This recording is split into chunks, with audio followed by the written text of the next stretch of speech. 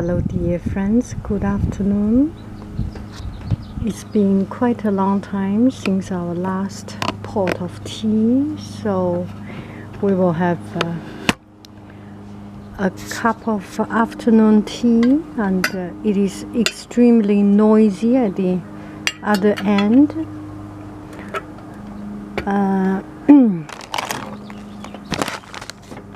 Salute freedom. Everybody has the right to pollute the air, to pollute our environment. Everybody has the right to make a noise. We cannot do anything, so yeah, just deal with it. And this is the sound of life. It's because we want to have a better life with cleaner life. Oh, this is not what I want. This is a granule of tea. I do not drink this. I will change it. One moment. It's starting to be disappointing. I think we can turn it around.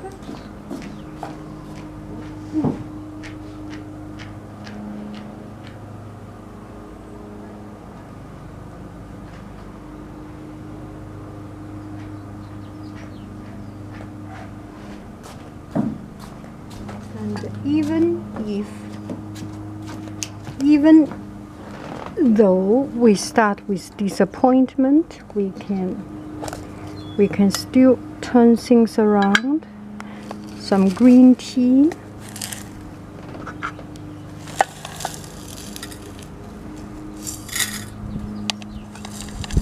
This will be beautiful green tea.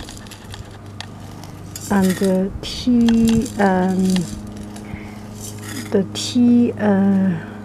the water, the boiling water, since we talk up to now, it's already 5 minutes something, 5 to 10 minutes, so it's not extremely hot, will be just perfect. Putting boiling water, not as boiling as boiling, not as boiling as boiling. Now we can see the tea growing. That will be a beautiful thing.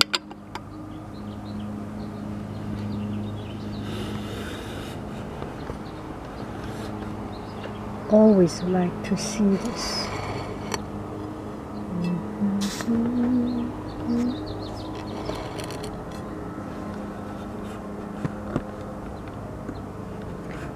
This way is better. A little bit tinted view. It's like they are all. It's like magnetic. They all gravitude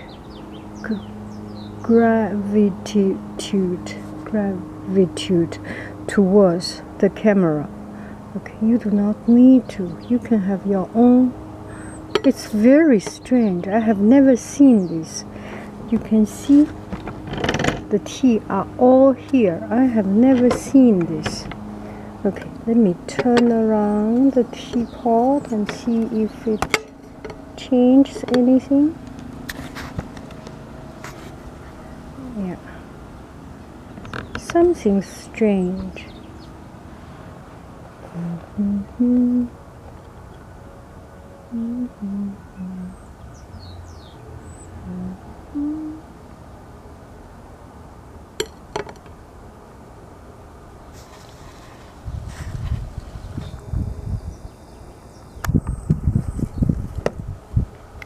There are something that really bring me to think these couple of days. One thing is that in the art class we are doing mandala painting. Mandala painting is one of the Buddhist practice or procedure or practice.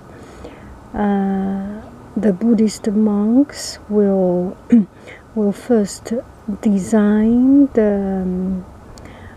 the the thing they are going to paint, and then they do a very delicate design, and then they start to paint. And they paint not with a brush, not with a pen, but with sand. While they were painting, the higher monk, I do not know the level or ranking of the Buddhist. Anyway, I saw one video of Dalai Lama doing the praying, and the monks was doing the painting with sand tools to put in the sand, different color sand. And after days, weeks, or maybe even months of work, finally this gorgeous, beautiful, magnificent, marvelous painting image design came out. And then the next thing is Dalai Lama destroyed it. And when I showed this video, a lot of students kept asking, what is he doing? Why do they do it? Why does he destroy it? It's so pain. And then I also saw some YouTube comments. This video was on YouTube. A lot of people made comments and do not see the right of destroying beauty. And well, different people have different opinion, and we all have very unique opinion. And it is quite hard to put this thought into the elementary students' thought, into their thinking that nothing is permanent, it's just moments. We live in the moment. And what we are cherishing is this moment of producing it. And when the moment, when the work is produced, is gone, then it is gone. And you no longer have that moment. And the way you behold and have that moment to the eternity is to return this moment into eternity, that is nature. So finally they gathered the sand and put into a vase, and then put into this vase and drop into the river, Ganga river. So it is hard to absorb this thought, to accept this thought that it's not important to have a final product. It is important to have these moments, to cherish this moment. Maybe I'm not explaining it right, but I use my way, my thoughts to explain it. It is just quite thought-provoking, and I can kind of understand that. And these couple of days, recently, I have met other fellow art teachers from different schools, different areas, and we went to see exhibitions. And the other day I met one art teacher, and we saw one student exhibition. And this art teacher with very, very critical, has a very critical view, and she said, I just cannot see this out of a preschool student's hand, or I just cannot see this from the first or second grade student's hand. And I can totally get it, because students, when they produce, they are so free, and this actually questioning me about the meaning of education. And a good teacher, well, I don't know whether he's a good teacher or not. A teacher who intentionally teaching the heart of a student may not get out a pretty product, because each person have a different viewpoint, different measure, different critical measurement of beauty. What we perceive as beauty may not be another person perceive as beauty. And maybe because we are old, or we experience too many things, we are educated, we lost a lot of our intuitive sense of things, the very original, the very pure thing. Oh, I'm sorry, there will be a big noise. Let me close the door.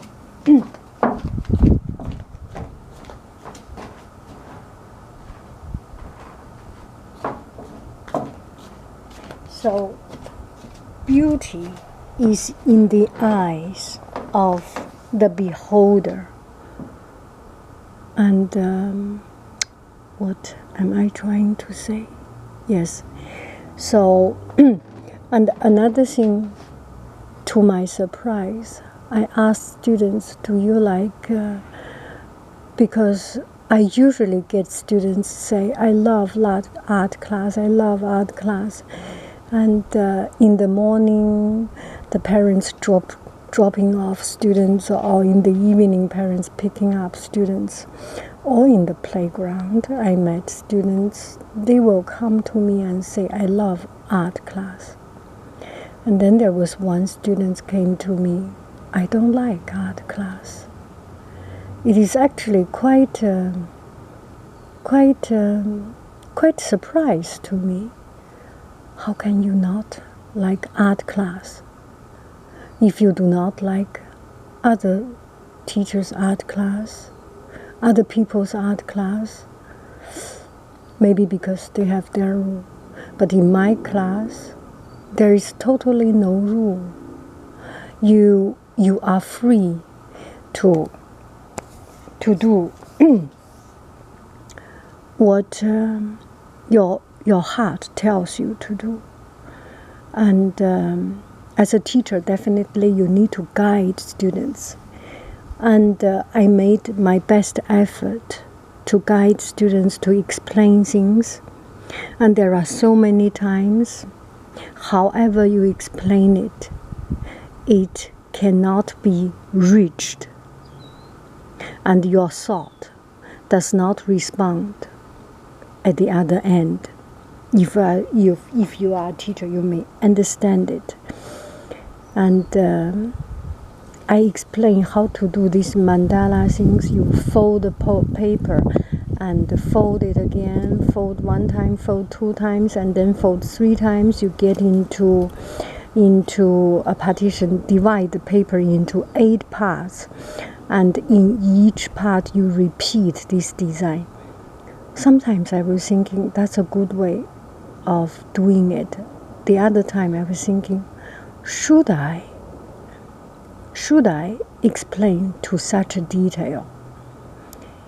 And students, people need guidance when they do things.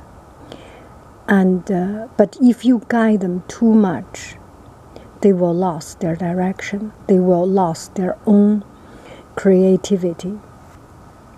It happens all the time in my class.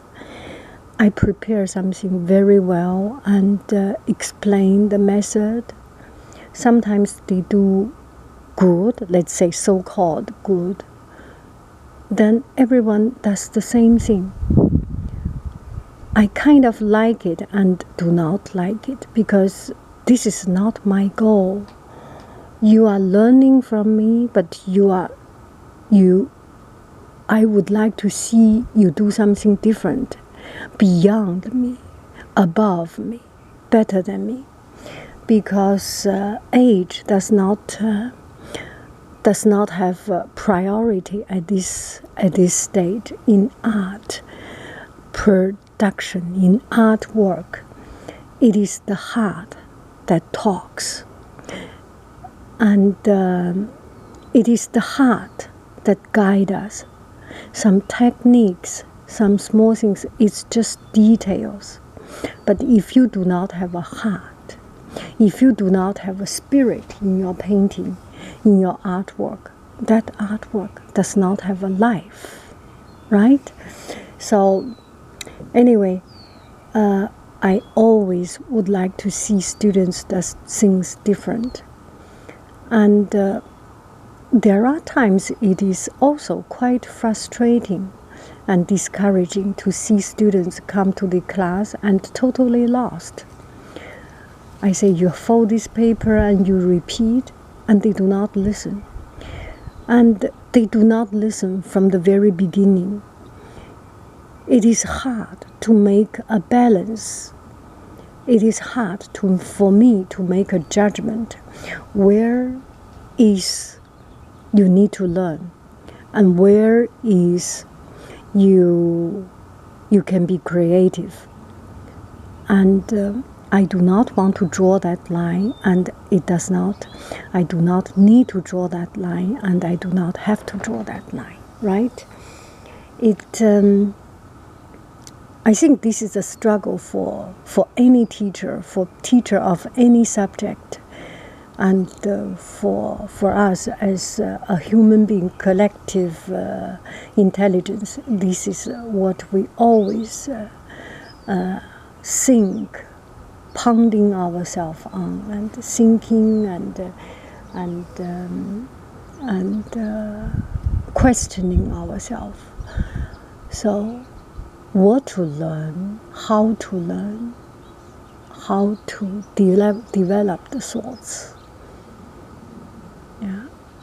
I do not have an answer, and I do not think there is an answer for it. There is a fixed answer for it.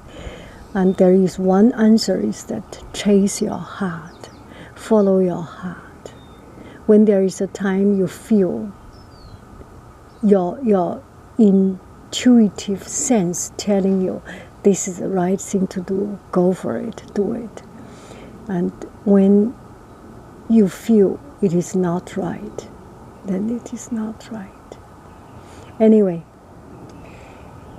this is one of the things that I'm thinking. Another thing is another story. This story is, I went to San Francisco Dion Museum, and I went by myself to see the Georgia O'Keeffe exhibition, and I bought a ticket. And then later on, I realized that the ticket is $40. Yeah, around $40. And I realized, and I got to know that if you buy a membership, something like $90, or if you are a teacher, $60 something, you can have one person with you and the whole year free access. Once you have that card, you paid these $60. So I didn't do that. And 1 week later, I went back again.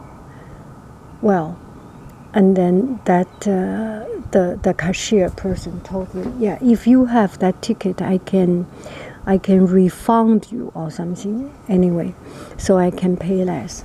But I thought, well, it's to support the museum. It's nothing wrong to pay a little bit more. I can afford it. And also, it pays to learn the lesson. So I got my card. When I was making my card, there was one guy came rushing, a young guy came rushing and would like to buy a ticket. And then I said, no, you do not need to buy a ticket. I'm making a card, and I can have 2 tickets getting into it, so you do not need to pay. And then he said, oh, it's very kind of you, and so thoughtful of you to help me. I say, are you a student? He's a young guy, looks like a student. Yes, he is a student. So we entered together, and he said, it's very kind of you. I said, no, it's not my kindness. It's the kindness of the museum. The museum people was not exactly too happy about what I was doing. But anyway, I was not against anything. I was doing within what I can do. So it's kind of fair. So the second time I got 2 tickets, and I can help another person. And and I said, this is the kindness of the museum. And he said, it is through your active action, it is through your initiated action, this kindness can be achieved. Well, he has such a eloquent way or elegant way of expressing it, putting into just the right point. I'm so happy. So doing something good will always returning something good, and returning something with a surprise. And I always like to hear people saying beautiful languages with the right choice of word, the good kind thoughts. And I think people who can talk good is because they are thinking good. And the people who do not think good, they cannot come out good touching word from their heart. I think I need to do this tea. It's a beautiful day and very hot, and so many things I would like to share with you, and so many little tiny stories. Another story, and in the class I have done one project. Maybe later on I will do this project with you. I will do another video of learning Chinese. I have put the characters, and each character printed out large, and then come to class, let students cut it out. Each character is an individual character, and then they combine 2 characters, make 1 word. I have a word sheet, and then they recognize. So my original source is just you cut it out and then find the words. And to my surprise, they developed the memory game, and some made word matching and word scatterbug. They call it scatterbug. It's putting every word on the table and choose and make the combination and combine and match. So oftentimes we plan things, we plan so much, and we drive us into such a narrow corner. And then finally we realize, if we give people the freedom of inventing, it usually ends up better than what we originally thought. This is not a difficult thing to understand, because one person, however smart you are, you have one brain. And if you have this collective intelligence, and especially if you have a bunch of 3rd grade, 4th grade, 5th grade young kids, or any grade young kids, and with a good intention of mischieving, of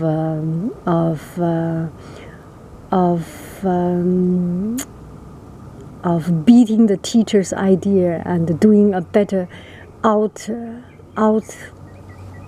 outdo teacher's idea. You have all these creative thoughts and innovative thoughts and energy and spirit. You always end up doing things fun and good and noisy. You can imagine how noisy the classroom is, but they are learning, and it will be good. So keep an open heart, open mind. Allow people to grow, allow yourself to grow, to learn. It will always end up better than the beginning. I'm sorry. What else I want to say? Yes.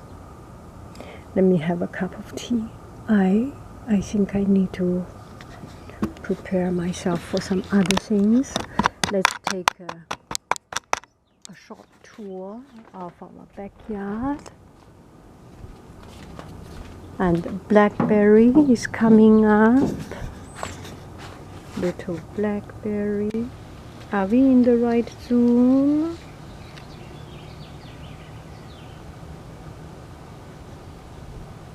Yes, we are in the right zone. Look at it. The blackberry, little blackberry, so many blackberries bush, and groseille. This is a groseille. I think it's gooseberry or roisenberry, something. And this one is goji berry, blackberry, and our little apples coming up. You see, this year we will have a lot of apples, and I think there are 4 kinds of them. Fuji apple, red delicious something, I forgot. But there are apples. Let's take a look at the pear. The pear last year did not come out very productive. I still cannot find even one. Oh, look at this hydrangea.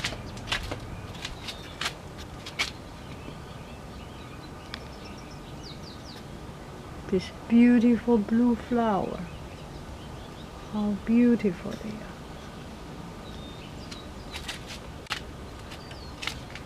And this is Sichuan chili pepper. What else? Apple we have.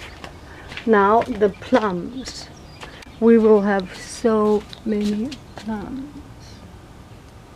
Ola, ola, ola, ola. Avocado, too young to have. Not yet. And this one is a pomelo. Pomelo we have, I think we almost finished. Oh yeah, 1 or 2. Now I have some bone problem, I think. And my husband will pick it up and press the juice. So I have 1 juice every day. Lemon. There is blueberry, rose, and this one is blood orange. And we have a lot of blueberry coming up. Let's come to see our blueberry. Orange, I just ate 1 orange. Blueberry, lots of blueberry. I kept every day. I come here to eat a couple of it.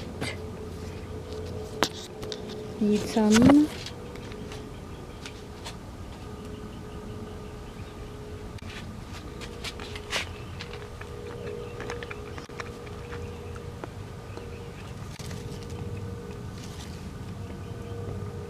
Strawberry. Where are the blueberry? Oh yeah, there are 3 big ones.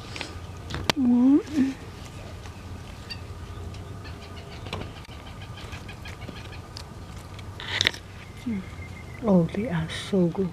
Blueberry. Mm-hmm.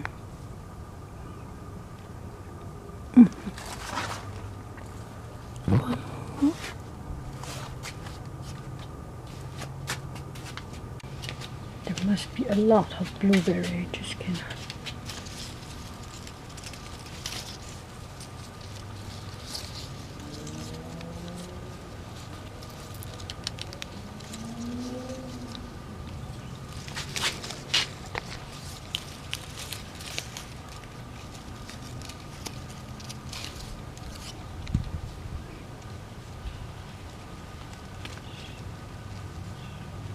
Mm-mm.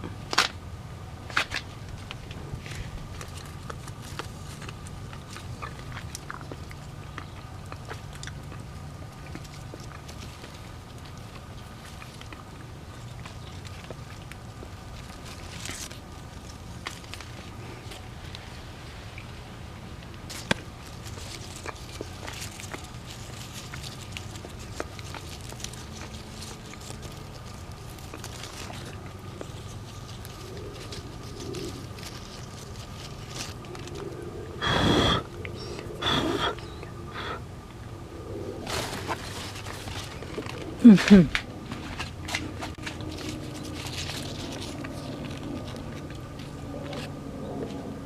Raspberry.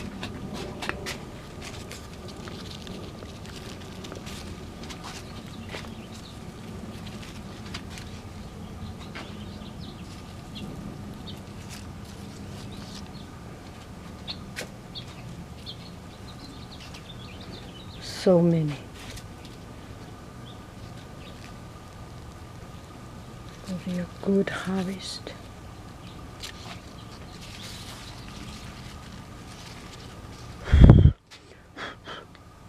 And fig.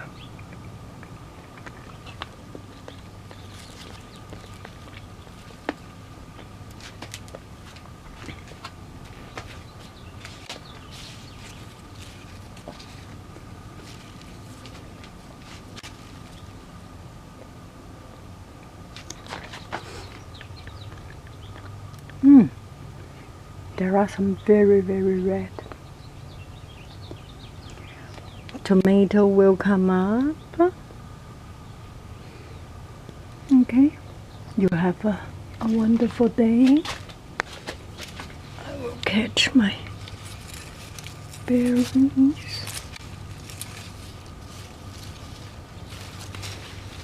They are so deep hidden, almost too good.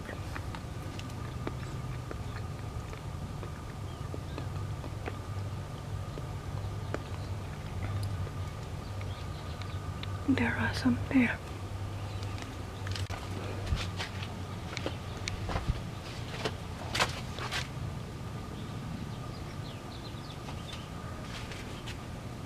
Enjoy.